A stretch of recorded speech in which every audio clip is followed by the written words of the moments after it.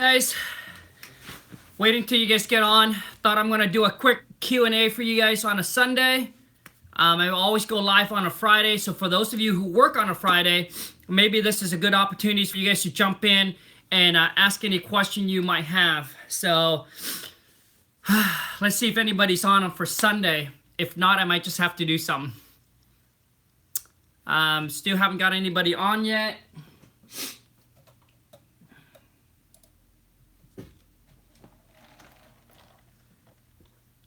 Jen, happy Sunday.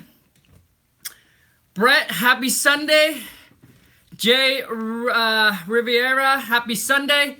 I thought that I would do a quick Q&A for you guys on a Sunday because a lot of time I do a live stream on a Friday, and for those of you who had to work, couldn't join, so this is a good opportunity for you guys to pop any of your wholesaling real estate questions or any question you guys want. Bill Ransom, happy Sunday. Kenneth, happy Sunday. You guys also too, I would love you guys to know, is anybody of you guys have recently done a wholesale deal? Would love to get you guys on the channel and share with everybody the stories and how you get your deal done, to inspire and motivate those of you who haven't done one to get it done. Come on, you guys, show me the love. We got 8 people watching and only 2 likes. Come on now. Okay, good. I said your name right. All right, you guys, any real estate questions about wholesaling houses, answer them, ask them right now. Plus, I want to know where you guys are coming in at. For those of you who are new to the channel, and you guys are interested in learning about wholesaling houses, this my channel. I'll share and teach you guys everything that I've learned and everything that I will be learning, so you guys can duplicate and create your own success. Carlos, happy Sunday. I'm working on a deal. I'm still trying to get my first deal done. Kenneth, good luck, my good luck, my friend. Youngstown, Ohio. Atlanta, you guys. Any questions? Any question about maybe you talk to a seller, maybe a seller asks you a question that you don't know how to come back at. Any question, pop them in. Plus, how are you guys doing with getting deals? Are you guys getting any deal done? And I want to repeat again, any one of you guys have recently closed a wholesale deal, would love to get you guys on the show. To me, I think it's, it's much more, it's great to hear those powerhouses. I actually got a couple powerhouse interview that I'm about to do. Actually was going to do one yesterday, but we ended up having to cancel it. How much are you spending on marketing a month? How many deals a month from marketing? Toby, happy Sunday. Right now we're spending between 35 to 40,000 because our goal this year was to hit 350 per month. And how many deals? Typically our average deal right now is currently about, on an average deal, 20 to 25,000 on the assignment fee. But some deals are larger and some deal are less. So I don't calculate per deal, just the amount that I want to net that month. But if I have to give you an average, probably between, I would say 10 to 12 deals. Hopefully, Toby, I answer your question. Who's next for the interview? Jin, you have to tune in, man. It'll be a surprise. Andy, happy Friday. How do you tie up a property without obligation to buy it and and you guys, please, I apologize for my reading. I'm a slowly reader and a bad reader because I'm a high school dropout and my reading and writing skill are poor. You guys, we got 11 people on and only 5 likes. Smash that thumbs up, you guys. Don't be shy. Okay, Andy, let me answer your question here. So how do you tie up a property without the obligation to buy it and haven't start building up your courage to do it when I finish with a full-time internship? So here's the answer to your questions, Andy. When I actually merged into kind of wholesaling, that was kind of one of my fear as well. If I tie a property up and if I can't perform, and if I, at the time, if I can't find a buyer for it, oh man, I don't want to move forward to buying this property. So the answer to that question, Sandy, is that remember that in your contract, I don't know if you have a contract you're working with right now, but in your contract, in your purchase and sale contract between you and the seller, make sure you have a contingent in there that gives you a time period, which is called an inspection contingent. And typically you want to get as much time you can on it as possible. When you're new at it and you try to find buyer, I would like to tie it up and have an inspection contingent at least 30 days or so, 30 days or more, and that gives you the amount of time to go out there and find your buyer. Now, if you can't find your buyer, then you come back, you renegotiate with the seller to extend it out, or you can come back and tell the seller that the number's not going to work after we did our research and things like that, so it's not going to work. So you're not obligated to move forward to closing because you have that inspection contingent, all right? And when I first started out, Andy, nobody really told me that, that, hey, as long as you stay within that time period of inspection, you can always back out and you don't have to make up some crazy excuse. You can say, hey, you know what, we did our research, the number doesn't work, so we're not going to move forward to it. So basically now the seller get their property back. They can sell it to whoever they want. You get your earnest money back because you still within that time period, and then, just move on to the next piece of property. Andy, comment, let me know if I answer your question or not.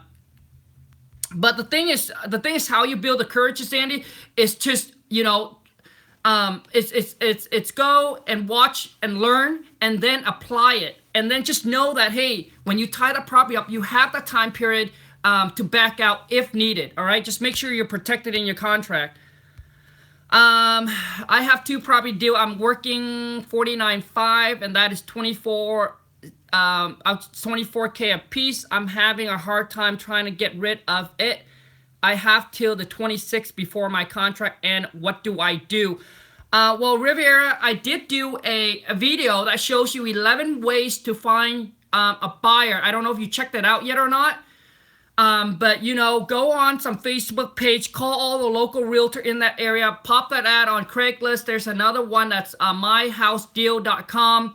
Try that as well. Try to call as much realtor in that area that you have the property in, and call them and say, hey, I got this property on we got this property on a contract. We're looking for some cash buyer. Do you have any cash buyer? And you just really have to hustle and try to find the buyers, but just don't give up. Just trying to check out my video where I share with you 11 ways. If you know Bigger Pockets, I don't know if you know Bigger Pockets, biggerpockets.com. You can go on there and you can post your deals on there. We have found buyers from Bigger Pockets. Pop it on the local RIA, your local RIA, etc. So I hope that helps you guys. Come on, don't be shy. Smash those thumbs up. Fosleen, I hope I pronounced your name right. To get 5 to 10K per month, how much in marketing do we need to spend? Now, Fosleen, that is really depend. Some people only need to spend, what it is that the key is you got to be consistent, okay? You got to be consistent in your marketing. To me, honestly, in my opinion, $1,000 per month consistently in your marketing will be good enough to get you 5 to 10K, wholesale deal per month. So that's like one deal per month. And to me, I believe that spending $1,000 in marketing and being consistent will be good enough to generate you that money, because I did that, and I was able to make, I think 20 to 25,000 a month by spending $1,000 in marketing. I'm going to drop 1,000 in marketing, yes, but Kenneth, make sure that you spread your marketing out so it's not all $1,000 spending. So break your 1,000 down to 4 weeks, all right? Because you want your marketing to come out every single week. You want it to hit the seller every single week. Not just, I used to make that mistake where I sent it out the first of every month, and then I got a bunch of incoming call where I couldn't even handle it because I'm a one-man show at the time. I couldn't even handle it. I lost deal. And then, I was doing that for a while and then until I watched somebody and he said, hey, you know what? Spread your marketing, be consistent, but spread it out. So take that $1,000, divide it by 4, and then and figure out how much marketing that is. So let's just say I'm just going to give you an example. So let's just say that you put out $1,000. So typically for a yellow letter, it's about $1 per letter. So if I take 1,000 divided by 4, I'm going to use my calculator because I'm not good with math either, or numbers. So that's about 250 letters per week. So you got to send out 250 letters per week. Don't send all 1,000 letter at the same time. Break it down to per week. It's because you're going to be a one-man show. So when you pick up the call, it's more consistent. Okay, so you can handle it better. I hope that helps. Toby, most of your deals come from direct mail. Yes, Toby, 90% of our marketing is direct mail. 10% is from PPC. Bill, happy Friday, man. Are you doing cold calls since everyone is sending mails? Bill, I really don't do much cold calling anymore. I don't. We actually have a VA that does that. So when I first started, yes, I did a lot of cold calling. Big D, what up? Happy Sunday. Thank you for answering the question. How much earnest money should I put down? Andy, that can vary. So it really depends. You can put $5, $10, $20. Right now, when we send our agreement out, to be honest with you, I can put pretty much any amount on there, and the seller wouldn't even have a problem because I never had seller ask me about earnest money. Really, really rare. But in our agreement, it's typically $500 just because, we have the capital to do that. But if you start out, if you don't, just don't worry about it. Put like $5, $10, $100, whatever, that you can agree upon. Like I said, typically seller doesn't even ask for that. So you don't even need to bring it up unless the seller asks, okay? I know some people put $1. So, D. Lee, happy Sunday. Welcome to the channel and the family. What happened if I am cold calling for sale and the person I am calling is another wholesaler? What do I say? Please help. Awesome. I do it all the time. So yeah, when you call and the other person on the line is a wholesaler saying, hey, you know what? Just let him know. Hey, let he or she know. Hey, do you want to work together? You want a JV? JV is joint venture, and saying, hey, I got some buyers on my list. What kind of deal do you have? If you don't mind, I'll send it out to my buyer and see if we can make a deal happen. All right. So JV is also a good way to make some money. All right, to make some money. If you have a buyer's list, ask that wholesaler saying, hey, could I market your property, or could I market that property that you got under contract to my buyer and see if they're interested. If they're interested, then maybe you guys can do a deal together. I don't co-wholesale, but I have co-wholesaler that sell our deal for us. You guys, let me know. Smash those thumbs up if this Q&A really helps you guys out, because obviously I really value your guys' time. I want to do the best I can, to provide as much information as I can for your guys' time. What do you have for us for 2,000 subscribers? I don't know, Jim. Drop me a comment. Let me know what I should do. Where can I find comps without realtor? D-Lee. Check out some of my other video. I think I show you guys a couple ways. Basically, D-Lee, to get a good comps, you probably would like to get access to the MLS. But if you don't, it's okay.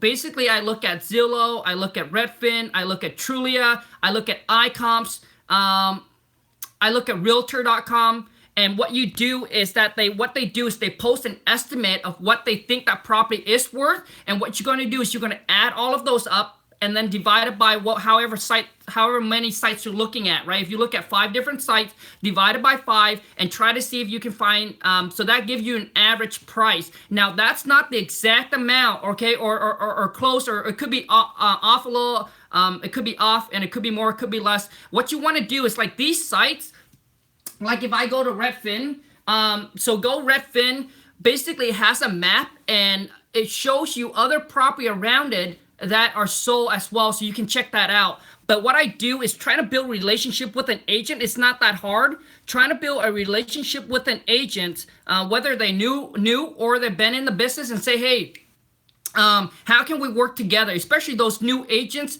that are just starting. They have, when you first started out, you're trying to make it in this business as well, and they have a lot of fees that they have to pay. Offer to see if you can help them out pay some of those fees to get access to the MLS, and saying, hey, I do a lot of marketing, so when I come across the seller that doesn't work for me, I'll send that leads over to you. Do you want to work together? And I promise you, you'll find realtor that will work together with you. Or what you can do is, Dealey, I think that's your questions. Go on to Wholesaling House full time. All right, it has got to be close to 50,000 member on there. All right, and they come from all across the U.S. I'm sure if you pop your question on there, somebody's on there will be able to help you out, and hopefully we'll be able to connect with you and share that information, because some of these are realtors / investors, so they get their license for the same purpose that other investors do, is getting access to their house. So maybe they'll help you, they'll share that with you, and with you in return helping them out with some of their fees. That's a long question, so or that's a long answer, I'm sorry. Any updates on Monica? Has she set up any appointment for you yet?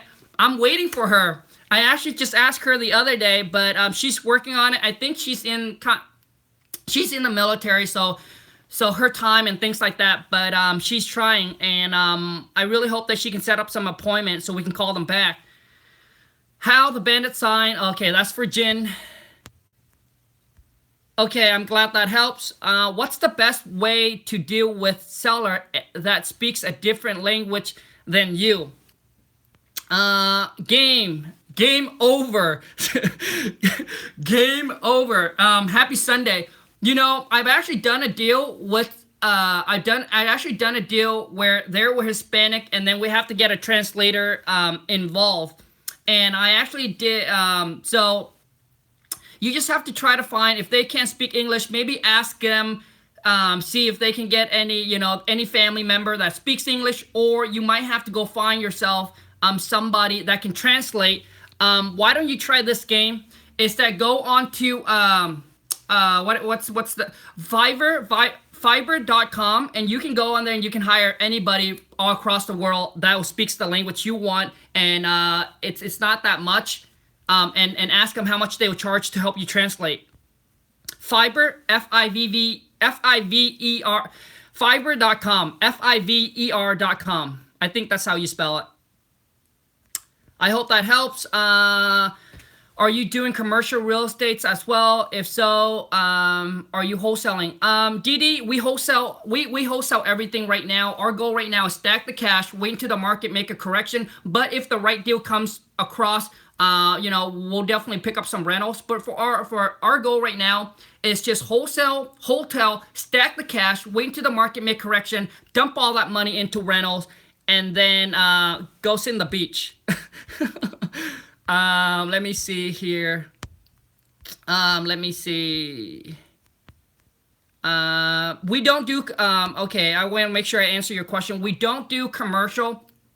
Well, I guess if you talk about apartment buildings, we do that, but I don't do any retail spaces, and wholesale. We stick with the bread and butter, the single family home, the duplex, the fourplex, the apartment.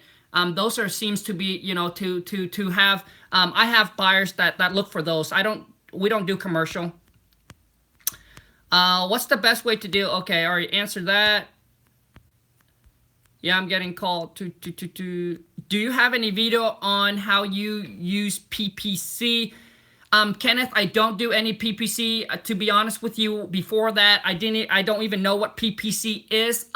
We just pretty much hire a guy that does it for us. He charged about $500 a month, and then whatever the amount that we want to pay for the PPC.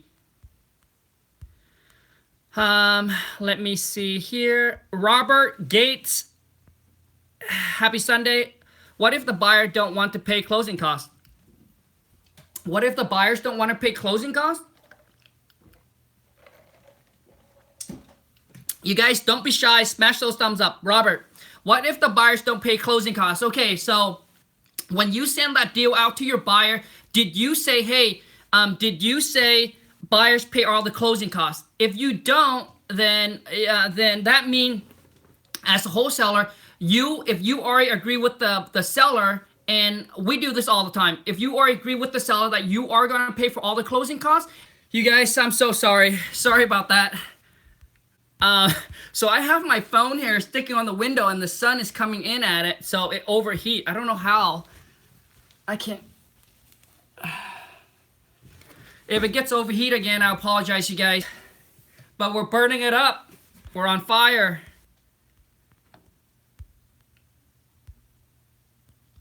So Robert, let me get back to your, there you go, 11 likes. Sorry about that, you guys. My phone overheat because I'm sticking on my window and the sun is going straight at it.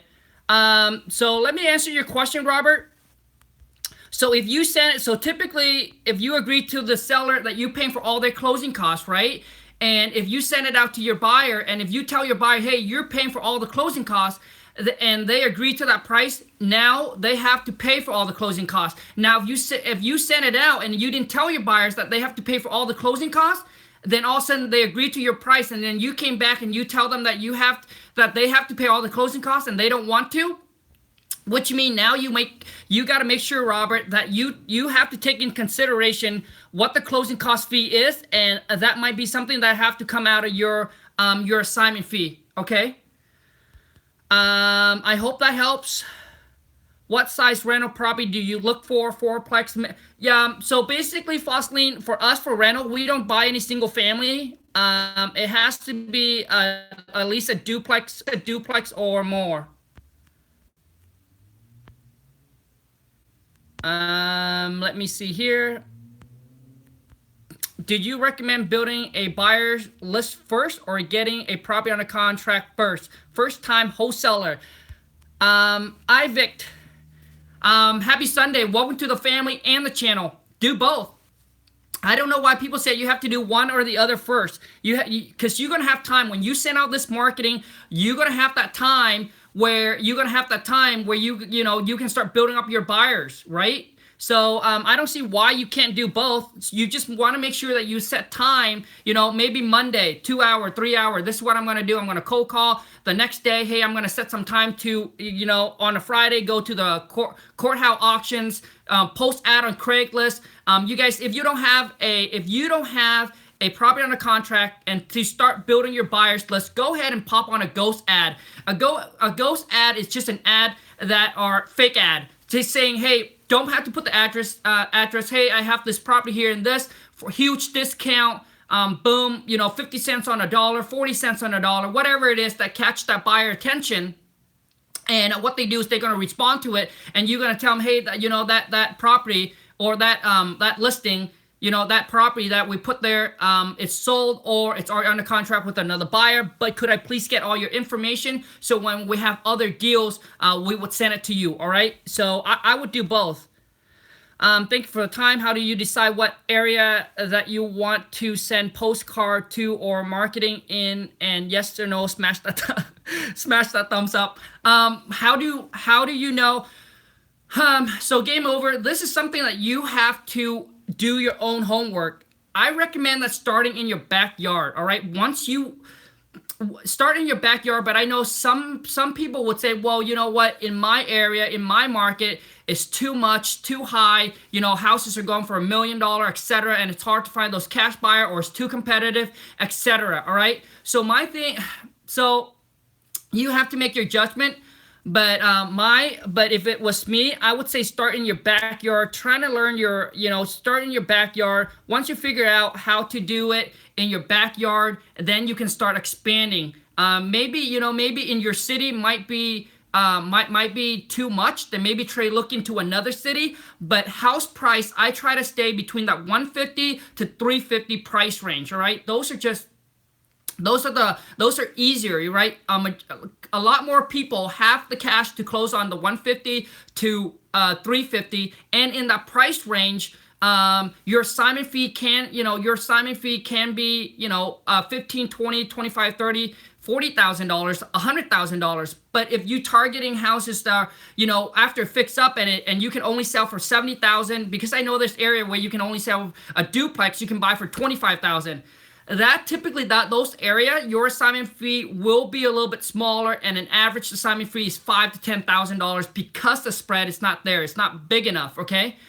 So hopefully that answered your questions. What other one? I've never heard you say your website. Would you mind giving the website address out?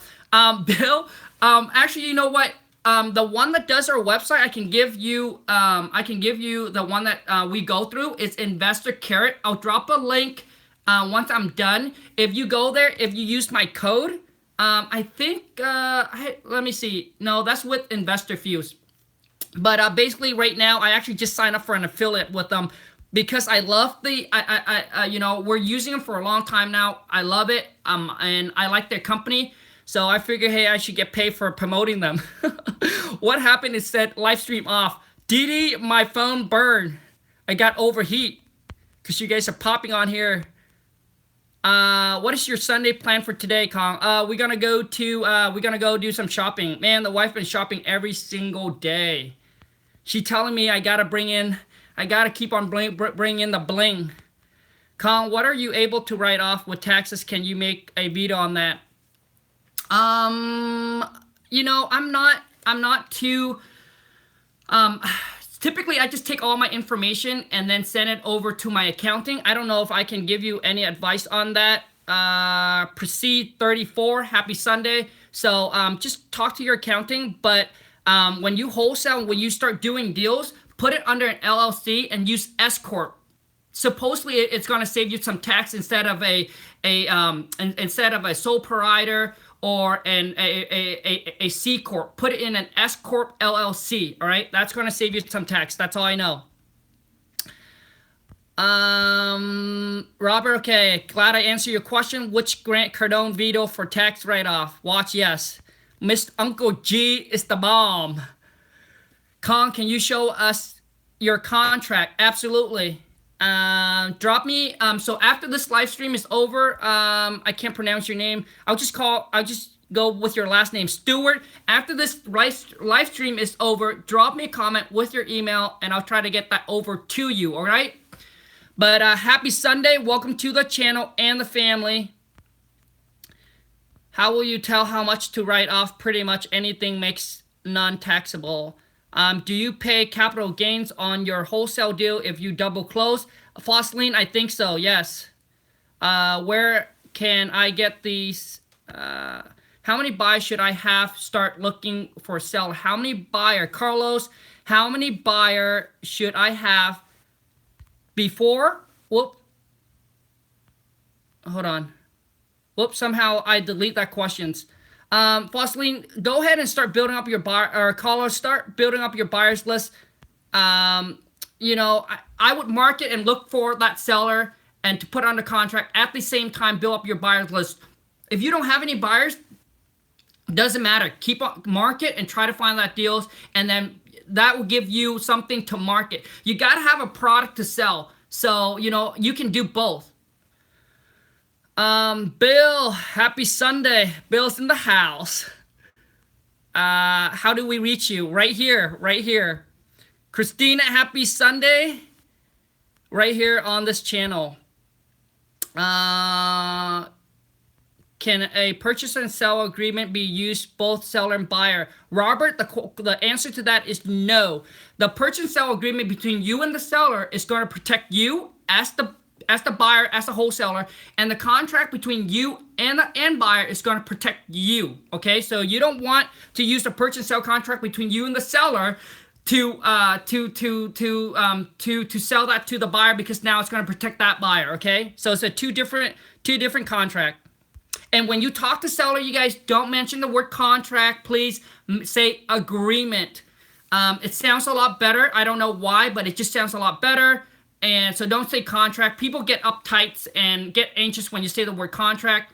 The reason I know is because I talk to seller, and every single time I say contract, they just seem to like, contract. And then, you know, they take time, they read it, all kinds of stuff. But when I say, we're going to send over the agreement, whatever we talked about and agreed upon, I'm going to send that agreement over to you. The word agreement just sounds, I guess, a lot less intimidated. If I'm not even sure if I used the right word, but the word agreement is just less intimidating than using the word contract.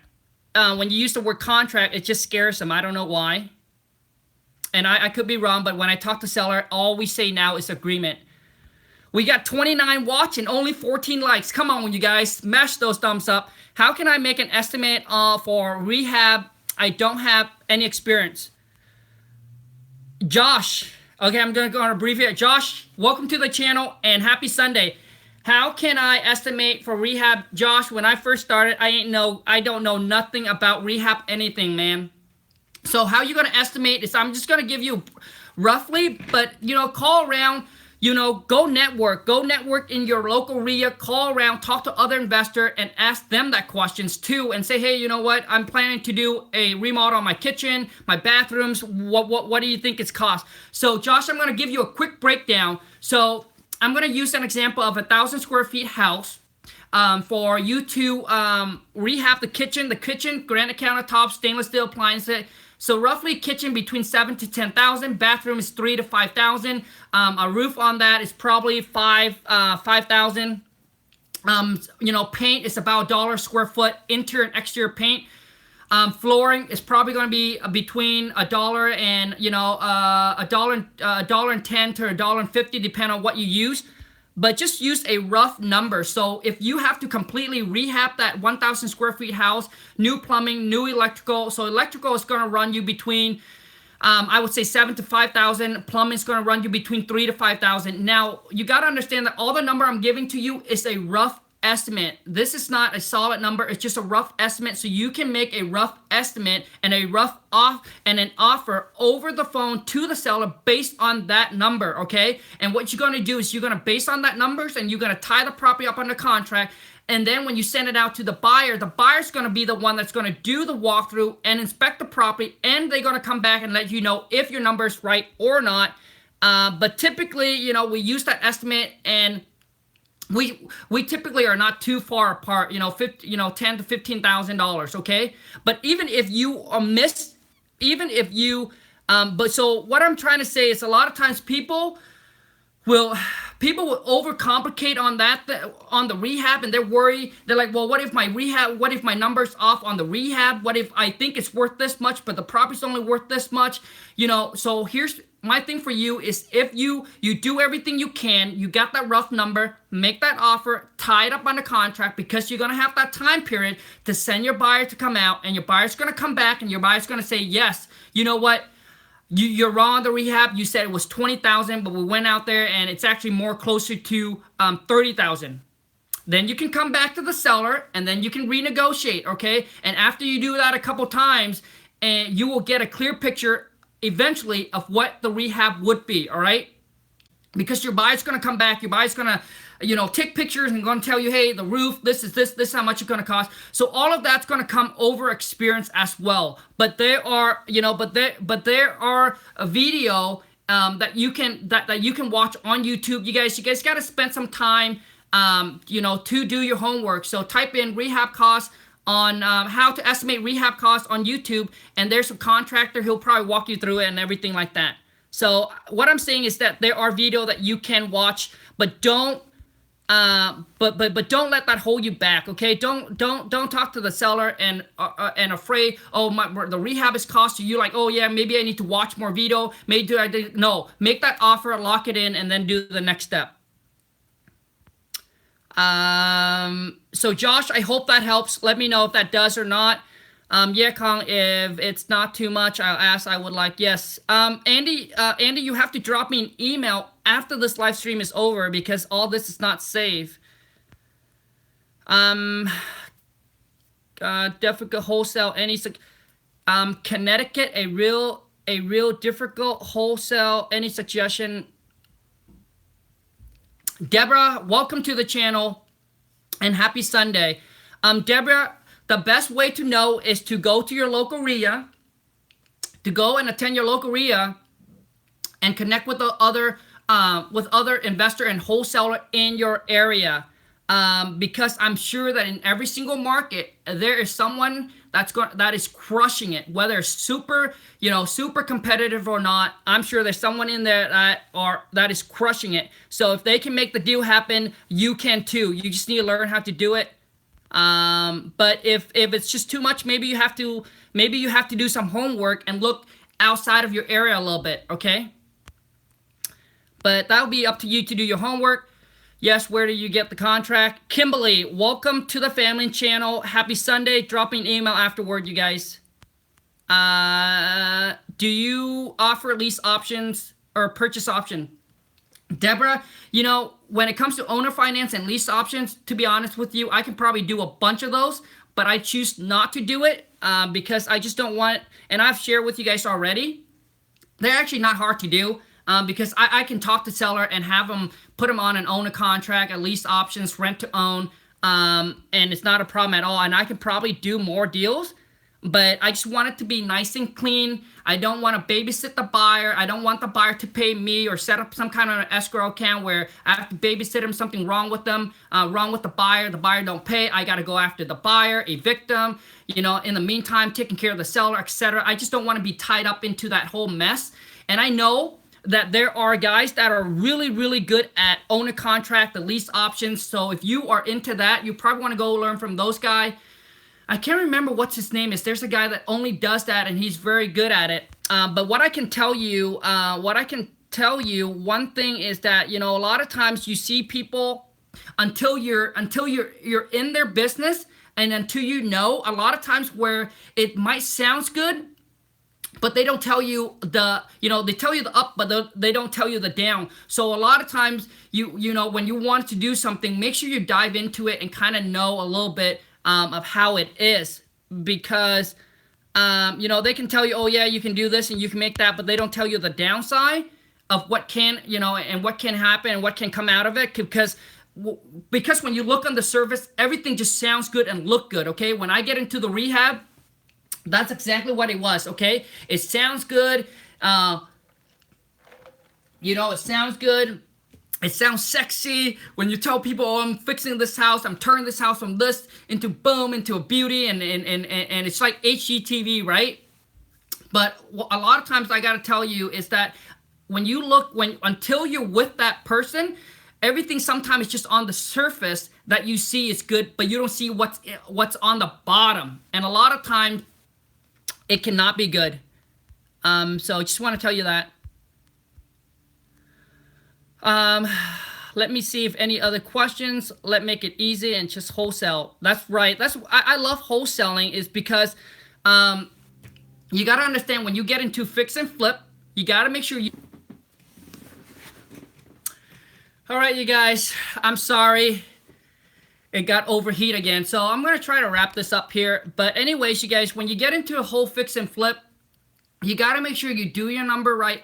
There's a time frame that you got to meet. And a lot of times the rehab, it goes over the time. It's supposed to be done in 3 months and then it takes 6 months.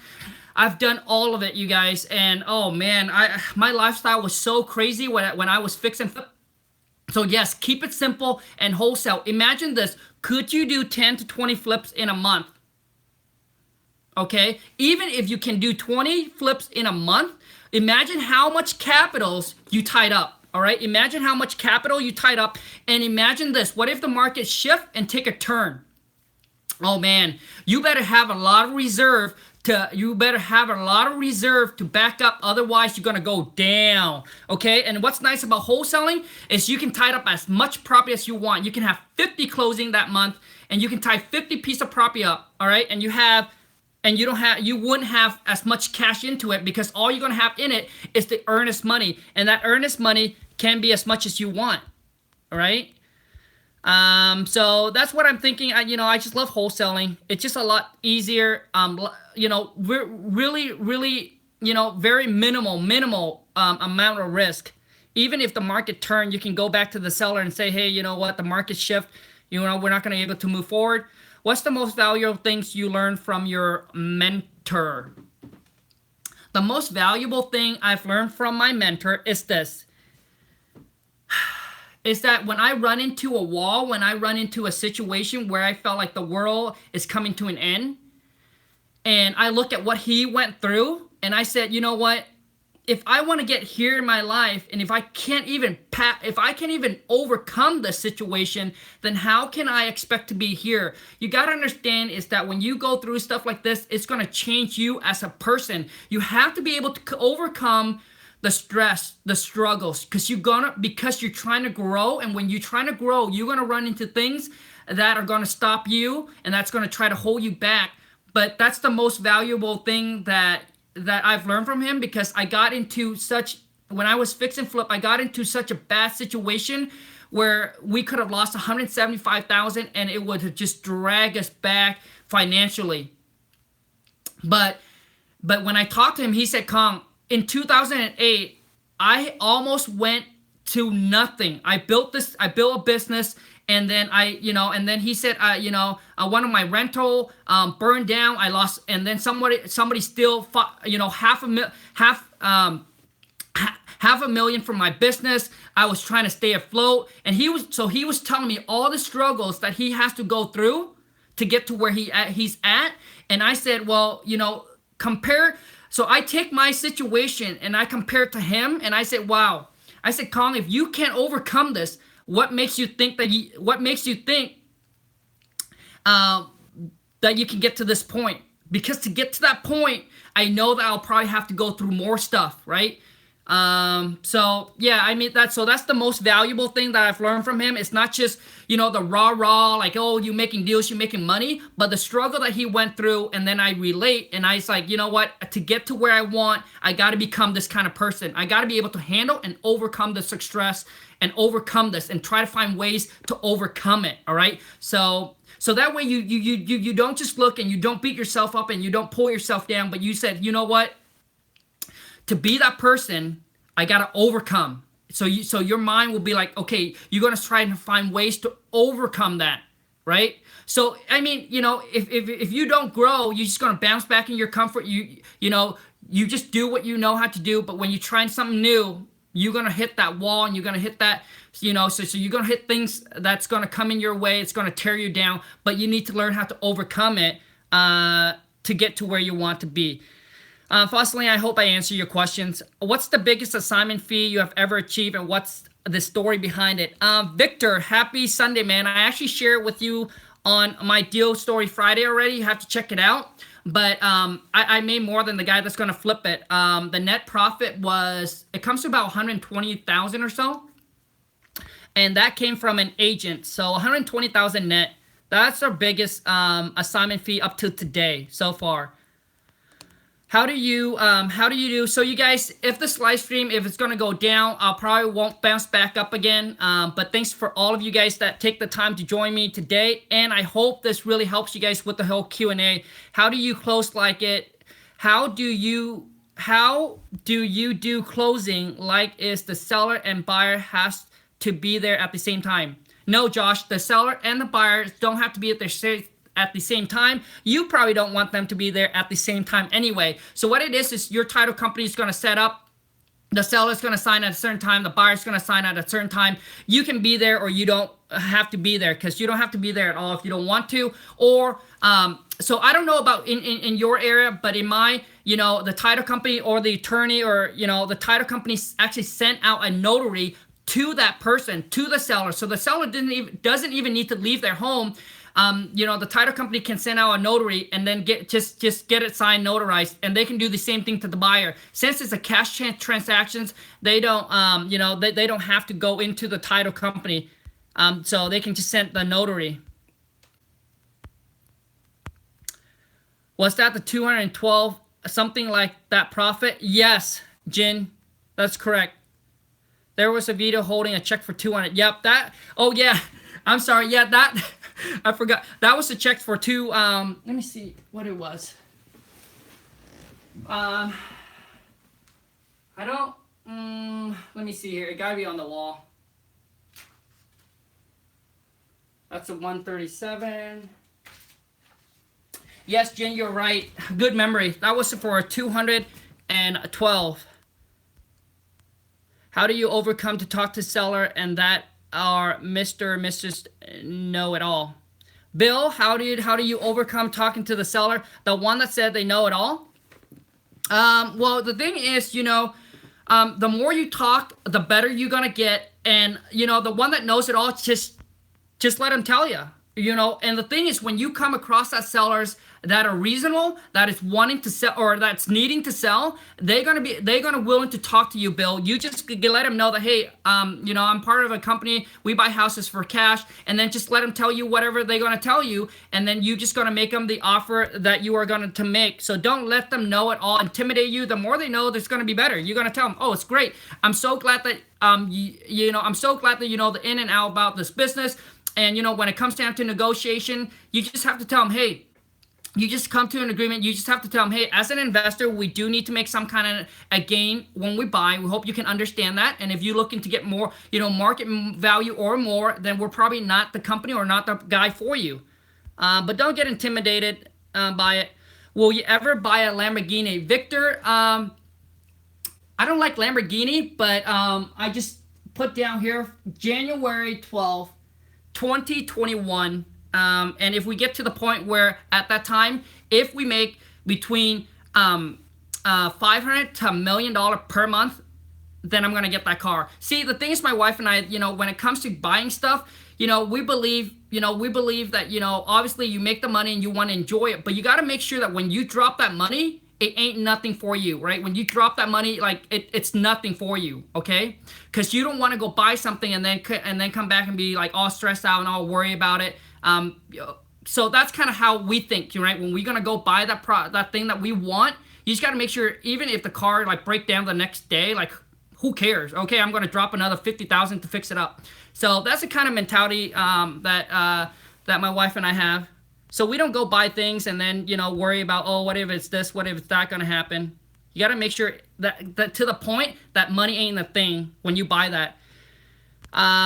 Is an LLC a must-have? No, Josh, you don't need an LLC. You don't need a business license. You can use your name. But as once you start accumulating, once you start doing a lot of deals, then you want to get an LLC and make sure it's an S corp. Do you ever feel bad about taking advantage of homeowner? How do you get over that feeling? Fossling, absolutely. When I first started out, and actually I have another wholesaler that's actually asked me about it, and he felt the same way, and he's like, and he's like, Khang, I feel bad for taking advantage for this and that. Here's what I'm gonna tell you.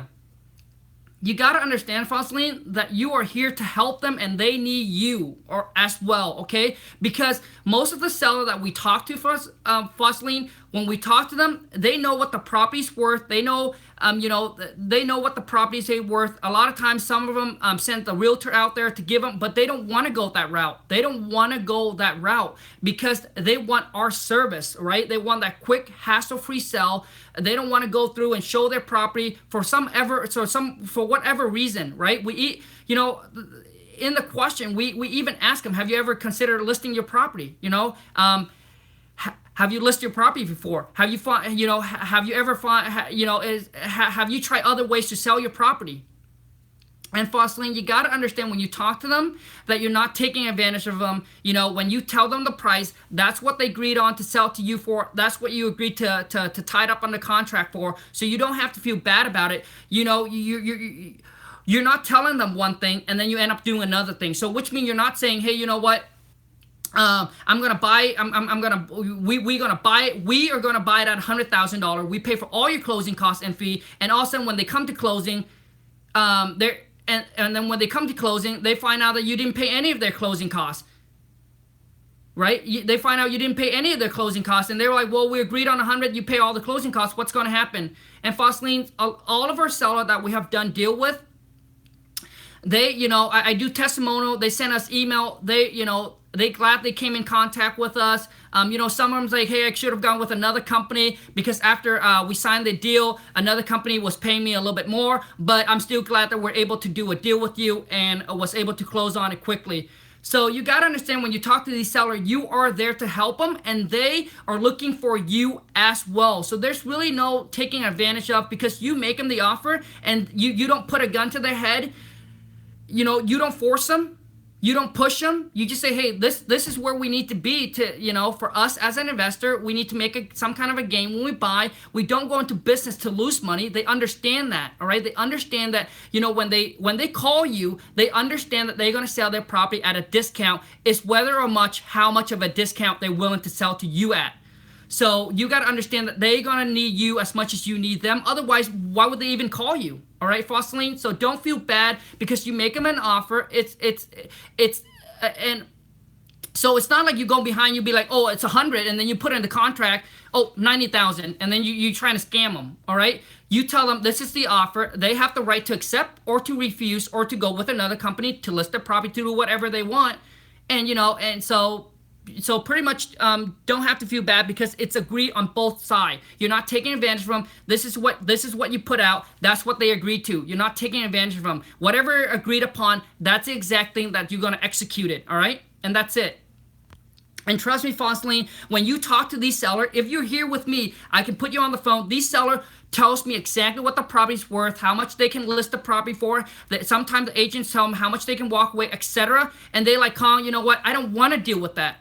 I need your help. Oh my gosh, another deal that we recently closed, this lady, she came back. She went through the whole thing. The agent came out there, gave her a appraisal and everything. She said, Khang, I don't care what you do. I want to get this deal done with you. I really don't want to be in the house anymore. Please help me. Where do we need to be in price for us to make this work? Because I sent out the buyer and the buyer walked through the property and the rehab was a lot more than what her and I initially talked about and agreed upon over the phone. And she said, Khang, please help me. And I'm not kidding with you. If you're here, I'll show you all the text message. At this time, all we do is we text back and forth. I need your help, Khang. I want to get this thing closed. I really need this thing closed. I don't care what we need to do, but where do we need to do? And I said, you know what? And this is what I said. I said, as a team, I'm sure we can make this happen. So let me try to figure out the price, and then I'll let you know. All right. So you got to understand that, Fosteline. So I hope that helps. If working through seller